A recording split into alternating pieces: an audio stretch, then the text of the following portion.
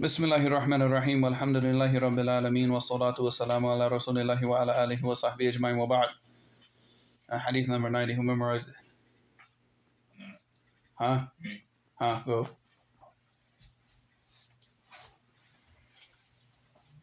عن عبد الله بن عمرو بن العاص رضي الله عنه رضي الله عنهما عن النبي صلى الله عليه وسلم قال: الكبائر الإشراك بالله وعقوق الوالدين وقتل النفس واليمين الغموس. رواه البخاري. Nobody else? Huh?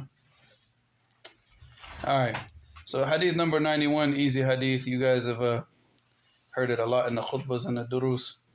So everybody should memorize this hadith, inshallah. Alright, so 91 is the good companion and the bad companion. عن أبي موسى الأشعري رضي الله عنه أن النبي صلى الله عليه وسلم قال: إنما مثل جليس الصالح وجليس السوء كحامل المسك ونافخ الخير، فحامل المسك إما يحذيك وإما أن تبتاع منه وإما أن تجد منه ريحا طيبة، ونافخ الخير إما أن يحرق ثيابك وإما أن تجد منه ريحا منتنا. And another narration, ريحا خبيثة. Alright, متفق عليه. So here Abu Musa رضي الله عنه, he reported that the Prophet صلى الله عليه وسلم said that verily innama, and innama is used for what? Al-hasr wal-qasr. We talked about this so many different times. It means that the jalis salih la yakun illa hakida. Alright, so the jalis salih is either going to be somebody good, or somebody's going to have a good effect on you and somebody's going to push you towards something good, or he's going to be somebody that's bad and affect you in a bad way and push you towards things that are either haram or distract you from the things that you're supposed to be doing. So he said, إِنَّمَا مَثَلُ جَلِيسُ صَالِحٍ. So he said, verily, the only example for a good companion, a jalis, the person, الَّذِي يُجَالِسُكَ. So this is the person that you sit with on a regular basis. All right. And, the jalisu salih is the righteous person that you sit with. What jalisu suh is the evil person, the person that distracts you, the person that pushes you and motivates you towards things that have no benefit for you in this dunya or in the akhirah. Kahamil al-misk is like the person who's like the carrier of the misk, the musk. What is the misk? What is it? Where does it come from? It's the dam al-ghazal. It's a blood, it's like a little blood clot. If you look it up on the internet, you see pictures of it. It comes out like, I think, like the neck or something out of the ghazal. And then this is where they get the misk from. It's very, very expensive. وَنَافِخَ الْكِيرَ. Nafakh al-kir is the one who is the blacksmith, because nafakh comes from what? Because he has to blow on the fire to get the fire really hot. To do what? Huh? Yeah, because he's working with iron, steel, so he has to get the fire. Why are you smiling? Because I remember when you gave a khutbah one time and you mention this. Oh, yeah. Yeah. Say, the guy came up to me and said, what do you have against a blacksmith? I'm a blacksmith. I was like, Akhi, did you understand the hadith? It's like, there's iron. No, but you said sitting with blacksmiths are not good. Never said that. And then you're like, it's the hadith. You want me to choose the hadith? I'm sitting there like, are you a human, Akhi? Like, seriously. It wasn't your second khutbah, right? It was your second khutbah. It's one of those early khutbahs, yeah. He's like, you said sitting with a blacksmith is not good. It's not good. I'm a blacksmith, Akhi. He was like, yeah, paying you to say this. I'm like, where's the hidden camera at, dude? This was before you came. Almost time, so. Oh, you were there. So he said, فَحَامِلُ الْمِسْكِ. So the person who carries the misk, إِمَّا يُحْدِيَكَ. I mean, it give you as a gift. وَإِمَّا أَن تَبْتَعَ مِنْهُ. Or you buy something from him. وَإِمَّا أَن تَجِدَ مِنْهُ رِيحًا طَيِّبًا. Or at the very least, you find a good smell from him. And this is like the good companion, because either one, he gives you a gift of knowledge, or he gives you this gift of just like nasiha, of motivation. Or two, it's a trade-off. Like you give him something, a benefit, and he gives you something back. And either way, you both benefit. He benefits from you and you benefit from him. And this is what the ulama. You see that the ulama, they always spend their time either one, benefiting the people, or two, exchanging benefits with other people. So they'll go out to the awam and teach the laymen where they're only going to benefit the laymen.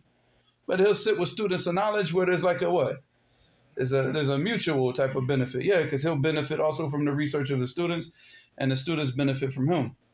He said, وَإِمَّا أَن تَجِدَ مِنْهُ رِيحًا طَيِّبًا. So at the very, very least, just sitting with this person or being in that mujalasa, as the hadith of Abi Hurairah radiallahu anhu. I'm not going to go into the whole hadith because the hadith is long, but at the very end of the hadith, where Allah subhanahu wa the Prophet sallallahu alaihi wasallam said in this hadith, he said, "Inna lillahi malaikatan sayyaratan fudla, yattabi'una majalis al-dhikr." So there's these angels that Allah subhanahu wa ta'ala has specified that they go around and they only look for these different majalis, these different majalis of knowledge, of remembrance of Allah subhanahu wa ta'ala. But at the end of the hadith, where the prophets where the angels were telling Allah subhanahu wa ta'ala whom يستغفرونك ويسألونك ويسألونك, he's like, what are they asking me? جنتك ويستجيرون من نارك, and all this. Then they get to the last part of the hadith where they said وفيقولون إنما فيهم فلان عبد خطاء إنما جلس معهم إنما مر وجلس معهم. So he said, from amongst the group of people that are doing this remembrance of Allah, there's this one servant, Khatta. He's just a person who's just walking, and he saw them all sitting together. So he said, you know what? Let me see what they're doing. And he sat with them. But he had no intentions of getting knowledge, no intentions of benefiting. He just wanted to sit with them because he saw that, maybe they're doing something good. Let me sit. As you see, like people, they see like the classes, they'll just sit down. You won't see them back tomorrow, but they'll sit. And then Allah subhanahu wa ta'ala said, وَلَهُ غَفَرَتُ. And him, I also forgive. هُمُ الْقَوْمِ لَا يَشْقَى بِهِمْ جَلِيسُهُم. There are people that whoever sits with them will never be unhappy. They'll always get their sins forgiven. Even the person who sits with them, in these type of majalis, of knowledge, of dhikr, even those people that Allah subhanahu wa ta'ala will forgive those people, even though they weren't even a part of them, but just because they sat with them. So that's that, the rih. At the very least, he gets the what? He gets the rih. He gets to smell something good. He just sits amongst them, benefits a little bit, and he gets his sins forgiven just for sitting amongst them. So Allah musta'an. He said, all right, then you got the other guy. He said, وَنَافِخَ الْكِيرِ, the blacksmith, right? إِمَّا يُحْرِكَ ثِيَابَكَ. يُحْرِكَ ثِيَابَكَ. I mean, and your thobe is your taqwa. Is your taqwa. And then that's why if you ever see, like, I'm pretty sure that a lot of people, they've probably seen themselves in a dream without clothes on. Yes or no? Yes. Where you're like at a place and you have no clothes on. And generally the interpretation of that dream is that you're going to be in that place with no taqwa.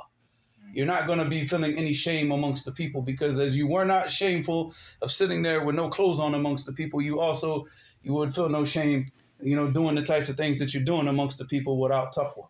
So your thiyab, your taqwa, and what they do is sitting around these bad companions that are only concerned with the dunya and only concerned with whatever, just living their lives and doing sins and disobedience to Allah. They burn that taqwa. They burn up your clothing. They burn it up until you have nothing left, no type of love for obedience to Allah subhanahu wa ta'ala by sitting with them. They cause sickness to the heart. They cause major sickness to the heart.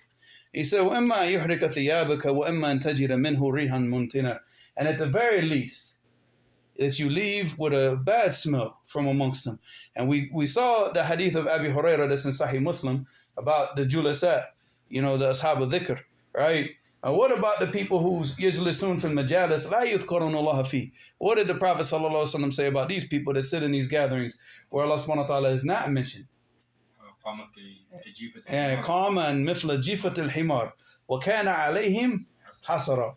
He said that it's like they stood up from the rotting corpse of a donkey because of all the sins and all the stupidity, like all that they sat in was just complete chaos. So they leave, even just sitting in that gathering and not doing the inkar on the munkar and not getting up and abandoning that gathering when he saw what they were talking about. Then he leaves with that. He leaves like he left out of a rotting corpse of a donkey. Wa kana alayhim hasara. That everybody that was in that gathering will have sadness. Sadness in this life for the time that they wasted, and sadness in the next life, for the time they wasted, where they could have been in obedience to Allah subhanahu wa ta'ala, but they chose to be in the disobedience to Allah. So this is the importance of that good companion. And as Allah subhanahu wa ta'ala said, this is one of the things that these people are going to be the most sad about on the day of judgment. Where Allah subhanahu wa ta'ala said about them, He said, وَيَوْمَ يَعَضُّ الظَّالِمُ عَلَى يَدَيْهِ يَقُولُ يَا لَيْتَنِي اتَّخَذْتُ مَعَ رَسُولِي سَبِيلًا يَا وَيْلَتَى لَيْتَنِي لَمْ أَتَّخِذْ فُلَانًا خَلِيلًا لَقَدْ أَضَلَّنِي عَنِ الذِّكْرِ بَعْدَ إِذْ جَاءَنِي وَكَانَ الشَّيْطَانُ لِلْإِنسَانِ خَذُولًا. So here Allah subhanahu wa ta'ala said about these people that they're gonna come on the day of judgment. وَيَوْمَ يَعُضُّ الظَّالِمُ عَلَى يَدَيْهِ, that the oppressor, that these people that oppress themselves and oppress the others and live their lives in disobedience, that they're going to be biting down on their two hands from the pain and from all this fear and scared of everything that, that they're about to see. And they know that the punishment is coming, that they're going to be biting on their two hands, calling, Ya laytani ittakhadhtu ma rasuli sabila. Oh, if I had only just followed this messenger, if I just followed him. And then what did he say after this? Because who was the one who distracted him and took him away from the path? He said, Ya waylata laytani lam attakhadh fulanan khalila. Oh, woe is me that I didn't take this person as a companion, a very, very intimate, close companion. لَقَدْ أَضَلَّنِي عَنِ الذِّكْرِ. He misguided me from the remembrance of Allah subhanahu wa ta'ala. And look at this. Look at his complaint. Look at him biting down on his hands now on the day of judgment.